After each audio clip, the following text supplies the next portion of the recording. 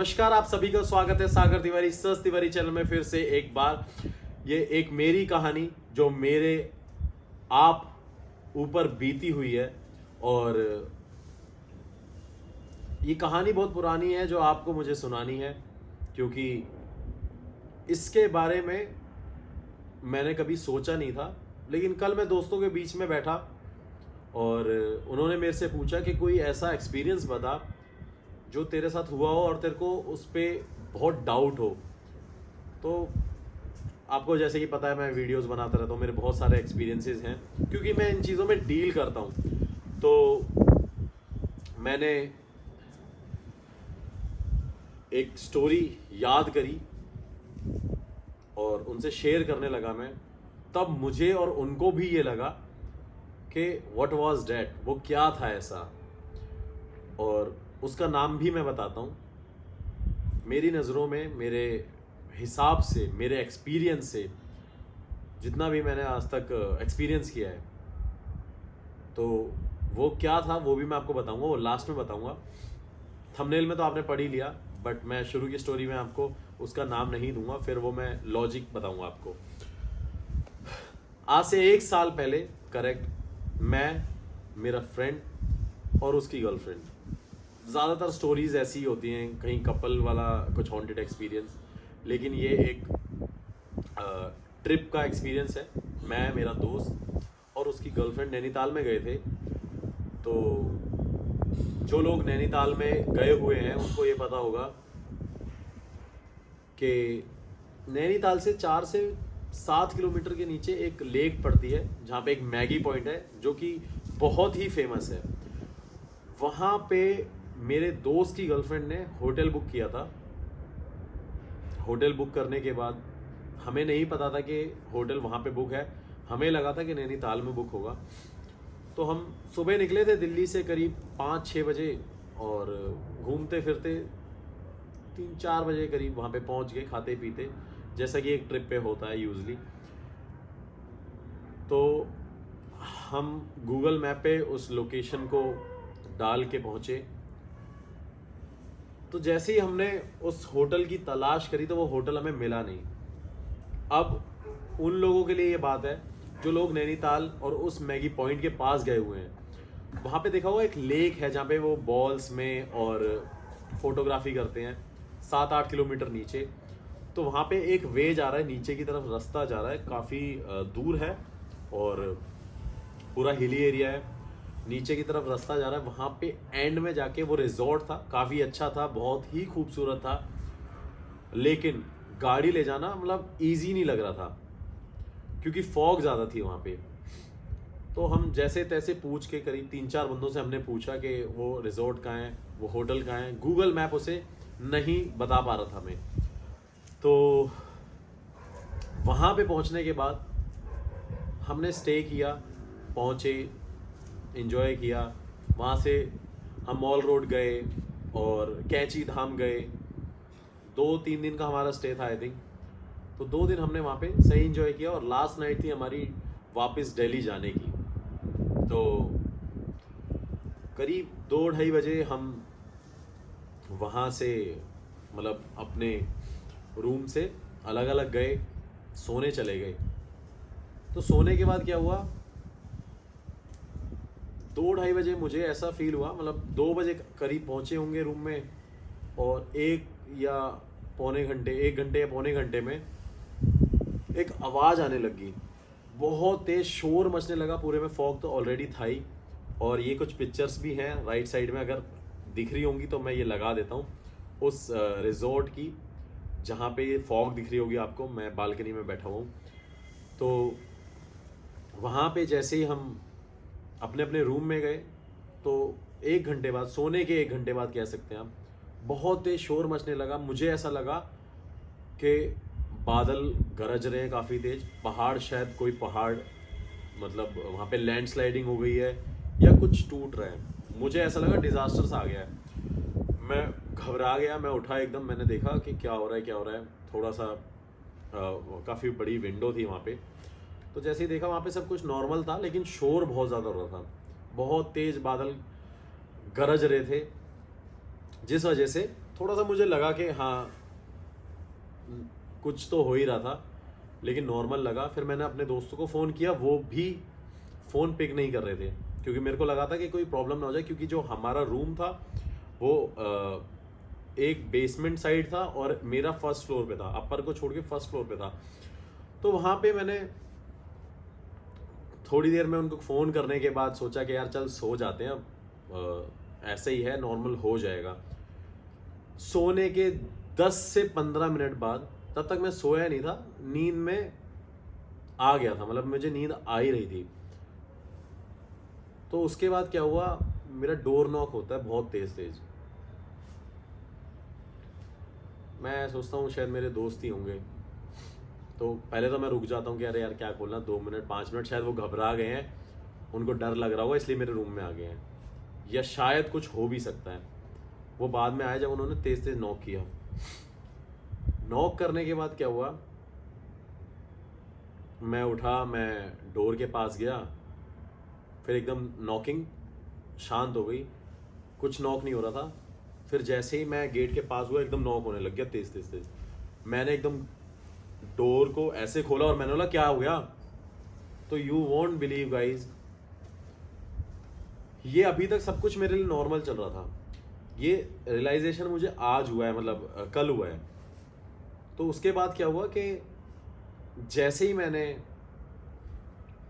Door खोला, एक couple मेरे सामने, एक खूबसूरत लड़की कह सकते हैं, बहुत ही ब्यूटीफुल लड़की थी, और उसका बॉयफ्रेंड, गर्लफ्रेंड बॉयफ्रेंड दोनों खड़े हुए थे सामने।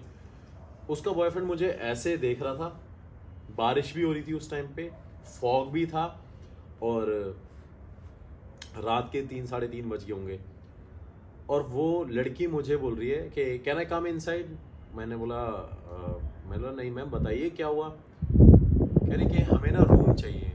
तो मैंने बोला आप फ्रंट ऑफिस पे जाके, रिसेप्शन पे जाके बात करिए। तो उन्होंने मुझे बोला कि वहाँ पे कोई है नहीं।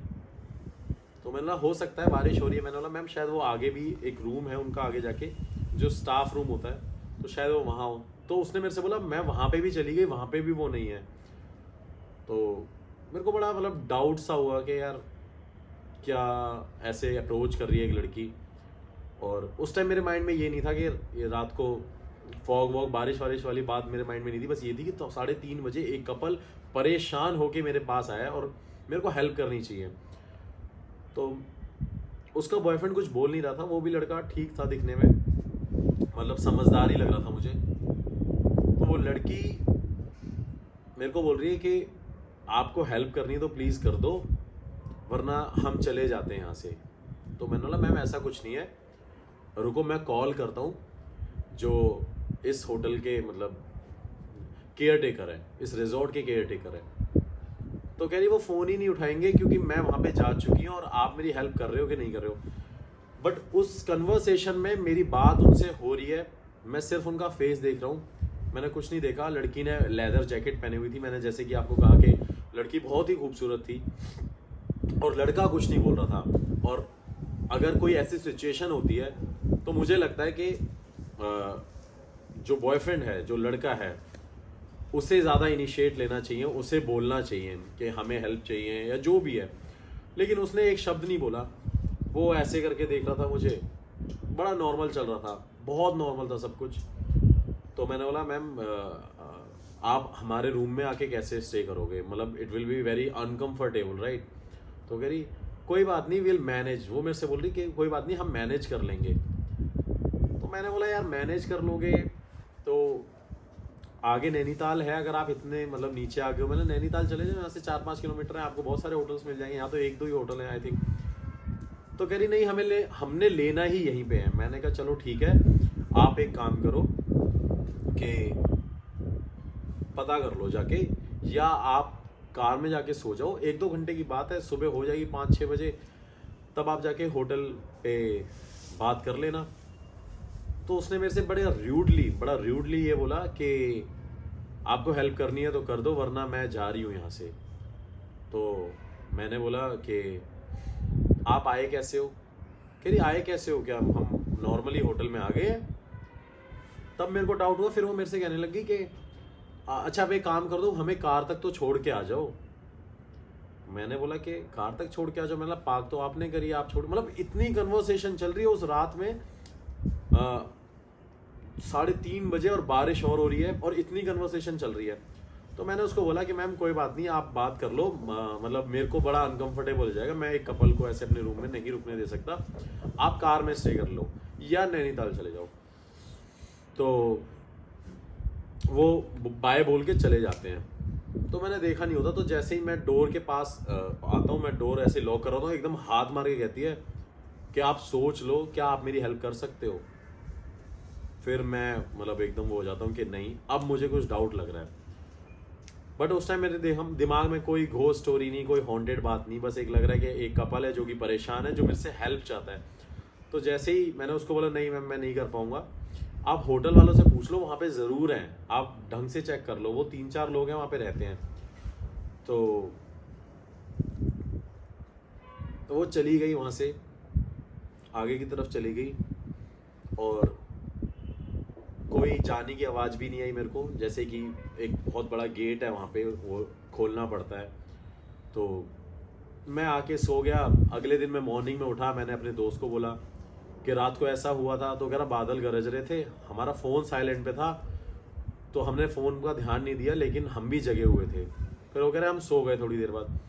फिर मैंने फ्रंट ऑफिस वाले लोगों से पूछा जो रिसेप्शन पे बैठते हैं, तो मैंने उनको बोला कि रात को यहाँ पे कोई आया था, आपसे हेल्प मांग रहा था। वो कह रहे नहीं सर हम यहीं पे रहते हैं। मैंने कहा अगर आप यहाँ पे होते तो वो लोग यहाँ पे आए हुए थे। तो मेरे से कह रहे कि सर हमने ना डोर पे अलार्म लगा रखा है, अगर रात को डोर खुलते हैं तो अलार्म बजता है, वो हम एनिमल सेफ्टी और जो लोकल लोग या बाहर के लोग कोई अंदर आ ना जाए रिजॉर्ट के अंदर। मैंने कहा नहीं यार ऐसा हो ही नहीं सकता। तो कह रहे कि नहीं नहीं सर आप सीसीटीवी चेक कर लो। मैंने बोला कि नहीं यार तुम गलत बोल रहे हो। मैं कह रहा हूँ कि वो रात को लोग आए हुए हैं वहाँ पे। कह रहे सर अगर ऐसा होता तो वहाँ पे अलार्म बजता, अगर नहीं बिलीव तो हम आपको अलार्म दिखाते चल के। मेरे को ले जाके उन्होंने अलार्म दिखाया। तो मेरा दोस्त कह रहा है तूने सपना देखा होगा। मैंने बोला यार जब मैंने तेरे को सारी बात बता दी तो ये बात सपने में कैसे हो जाएगी। मैं उठा हुआ हूँ, मुझे पता है, मेरे पास उस टाइम का क्या कहते हैं वो भी था, कॉल लॉग भी था। मैंने उसको उस टाइम पे बोला मॉर्निंग में कि मैंने तेरे को जब कॉल किया हुआ है तो ये सारी चीज़ें कैसे पॉसिबल हो सकती है। उसके बाद वो मेरे से कह रहा सर चलो मैं सीसीटीवी चेक करा देता हूँ आपको। मैंने कहा नहीं नहीं मैं आप पे डाउट नहीं कर रहा हूँ, लेकिन ऐसा है रात को 2 लोग आए हैं, उन्होंने मेरे से हेल्प मांगी है, वो मेरे रूम में आने के लिए कह रहे थे, फिर मेरे को कह रहे थे कि मेरे साथ चलो, हमें कार तक ड्रॉप भी कर दो, एक बार चल लेते आप। तो मैंने उनको मना कर दिया क्योंकि ठंड भी इतनी ज़्यादा थी और मैंने कपड़े भी इतने नहीं पहने हुए थे। तो उसके बाद उन्होंने मेरे को सीसीटीवी फुटेज चेक कराई करीब 3 से 3:30 बजे की। तो उसमें मुझे कुछ देखने को नहीं मिला। अब ये बड़ा डाउट हुआ। अब मेरा फ्रेंड मेरे से बार बार यही बोले जा रहा, कह रहे तुमने कुछ ऐसा देखा होगा, कुछ ऐसा देखा होगा। मैंने बोला यार मैं जब बोल रहा हूँ मैं वहाँ पे हूँ तो ये हो ही नहीं सकता पॉसिबल। बट ये कहानी मुझे अब याद इसलिए आई क्योंकि मेरे दोस्तों ने मेरे से पूछा और जो मेरे साथ नैनीताल गया था वो मेरे साथ में था। उसने मुझे बोला कि यार वो बताइयो नैनीताल में क्या हुआ था। तो फिर मुझे वो चीज़ याद आई, वो मेरा एक्सपीरियंस मुझे याद आया और फिर मैंने रिलेट किया। और फिर उसके बाद मेरा जो कंक्लूजन था वो ये निकला था कि वो शायद एक छलावा हो सकता है, जैसे कि बोलते हैं कि क्लोन, कोई भी ऐसी चीज़ जो किसी भी इंसान का, किसी भी जानवर का रूप ले सकती हो। फिर मेरे माइंड में वो सारा फ्लैशबैक घूमा, ये कहानी घूमी। फिर मैंने सोचा कि ये स्टोरी मुझे आपसे शेयर करनी चाहिए। तो मेरे दोस्तों के साथ हम बैठे तो हमने उनसे ये कहानी शेयर करी और ये सारे फ्लैशबैक जब कल आए दिमाग में, फिर मैंने सोचा कि मेरी तबीयत भी ख़राब हुई। जब मैं वहाँ से वापस आ रहा था मेरे को वॉमिटिंग हो रही थी और मेरे को फीवर हो गया था। तो मेरा दोस्त मेरे से बोलने लगा कि रात को हमने कुछ ठंडा पिया था इस वजह से होने लग गया। लेकिन कल जब हम लोग साथ में बैठे हुए तो मेरे माइंड में वो सारी चीज़ें एकदम बड़ी तेज तेज फ्लैशबैक होने लगी और मैं उनसे स्टोरी शेयर करने लग गया। और दूसरी बात ये जो सबसे ज़्यादा मेन है, जब दिन में हम गूगल मैप से जा रहे हैं तो हम नहीं पहुंच पा रहे थे। हम 2 दिन नैनीताल में स्टे कर रहे थे, जाते थे वापस उस रिजॉर्ट में आते थे, तो हमें पूछना पड़ता था कि वो कहाँ पड़ेगा, क्योंकि वो इतना डिफिकल्ट रास्ता था कि नॉर्मली नहीं पहुंच सकता एक बार बंदा, अगर एक बार चले जाए उसको पूछना ही पड़ेगा। तीसरी बात, फॉग इतनी ज़्यादा थी। चौथी बात, बारिश इतनी ज़्यादा थी। पांचवी बात ये है कि कोई उनके पास बुकिंग नहीं थी। यार एक बात सोचने वाली है जो मैंने सोचा कि एक बंदा नैनीताल जा रहा है और वो एक रिजॉर्ट लेने उस तरफ आ रहा है जहां पे ना बंदा ना बंदे की जात। तो ये सारे पॉइंट सोचने वाले हैं कि यार कोई बुकिंग उनके पास नहीं थी, नैनीताल भी वो जा सकते थे जो कि इजी वे है। वो उस जगह से आ रहे हैं जहाँ पे नॉर्मल बंदा नहीं आता। कार रात को जाने का रास्ता दिखता ही नहीं है यार, लाइट भी जला के देख लो। एक गलती मेरे से जो हुई इस पूरी स्टोरी में कि मैंने ना उन छलाओं के पैर नहीं देखे, क्योंकि ऐसा बताते हैं, ऐसा कहा जाता है कि छलाओं के पैर उल्टे होते हैं। अगर आप उनको देखोगे तो वो दिखते नॉर्मल है, लेकिन छलावा की एक पहचान है कि उनका जो पैर होता है वो उल्टा होता है। नीचे से जो ये पैर है ये उल्टा होता है। ये उनका मतलब आप कह सकते हैं कि आइडेंटिटी है, उनको पहचानने का एक ही तरीका है। फिर यार ये मेरे को लगा कि ये मेरे को स्टोरी शेयर करनी चाहिए। काफ़ी लोग नहीं मानते, 3 दोस्त बैठे थे, एक कह रहा नहीं यार तिवारी ऐसा नहीं हो सकता, नहीं यार ऐसा नहीं हो सकता। लेकिन मैंने बोला यार मैंने ये इन चीज़ से डील किया है, मैंने देखा है, और मेरे साथ होना इसलिए ज़्यादा पॉसिबल है और पॉसिबिलिटीज़ हैं कि मैं इन चीज़ों में बहुत ज़्यादा घुसा हुआ हूँ, डीपली रहता हूँ। आप लोगों को इतना भी बता देता हूँ, मेरी वीडियो आने का कारण सिर्फ ये नहीं है कि मेरा वीडियो बनाने का मन नहीं करता। एक तो इतना ट्रैवल करके मैं वीडियो बनाऊँ, आप सोच भी नहीं सकते। जब मैं किसी हॉन्टेड लोकेशन से आता हूँ ना, मेरे माइंड पे एक अलग स्ट्रेस रहता है 3-4 दिन, 2-3 दिन नींद भी नहीं आती। कई बार ऐसी लोकेशंस भी हैं, मतलब नॉर्मली नींद आती है लेकिन टाइमिंग्स चेंज हो जाती हैं, माइंड में कुछ ना कुछ चलने लग जाता है। मुझे खुद भी डर लगता है कभी कभी, ऐसा मैंने फील किया हुआ है। और ऐसी बहुत सारी स्टोरीज हैं।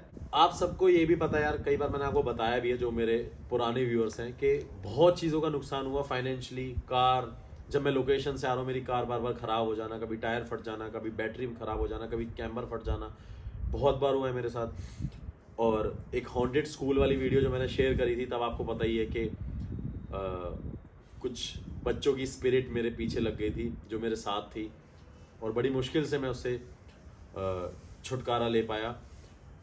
तो ये एक ऐसा एक्सपीरियंस जो कि बहुत रियल है और बहुत ही अलग था यार। बस एक चीज़ मेरे माइंड में तब भी थी कि उस लड़की का बॉयफ्रेंड क्यों नहीं बोल रहा उस टाइम पे, वो लड़की ही मुझे क्यों अप्रोच कर रही है। और he was like very very quite, ऐसे चुप रहना एकदम। तो मुझे बस ऐसा ही डाउट हुआ कि यार मेरे को कुछ सही नहीं लग रहा, इसलिए मैंने उनको बोला कि यार आप कार में जाके सो जाओ, मैं नहीं आ सकता। तो बस यहाँ पे ये स्टोरी एंड होती है। अगर ऐसी स्टोरी आपकी भी है तो नीचे डिस्क्रिप्शन में मेरा ईमेल एड्रेस है, आप मुझसे अपनी स्टोरी शेयर कर सकते हैं, वीडियो बना के भेज सकते हैं। जैसे कि मैंने आपको कहा, मैं उसे यूट्यूब चैनल पे डालूंगा और शेयर करूंगा। और अगर किसी की नहीं है तो वो मुझे टाइप करके भेज दे, सो डैट मैं ऐसे ही इसी जगह पे आपकी स्टोरी अपने मुंह से सुना सकूं और लोगों तक पहुंचा सकूं, डिफरेंट हॉन्टेड एक्सपीरियंसेस, राइट। सो अब जिसको मानना है वो मानेगा, जिसको नहीं मानना वो नहीं मानेगा। बस मेरा काम ये था कि मुझे ये स्टोरी बतानी थी, सच बताना था, अपने आप बीता हुआ। Thank you so much guys, keep supporting, और वीडियोस आती रहेंगी। एंड इसके बाद ऐसे कंटेंट आने वाले हैं जो मैं चेयर पे बैठ के आपको बताऊंगा, जो कि आपको यूट्यूब पे नहीं मिलते, और काफ़ी डीपली आपको कुछ चीज़ें सुनने को मिलेंगी मेरे मुंह से, और बहुत सारी जानकारियाँ पैरानॉर्मल वर्ल्ड में आपको मैं लेके जाऊंगा। क्या है ये पैरानॉर्मल की दुनिया, कहाँ से शुरू हुई, क्यों हुई, कब हुई, कैसे हुई, किसने करी, ये सारी चीज़ें। Thank you so much, keep supporting, ध्यान रखिए।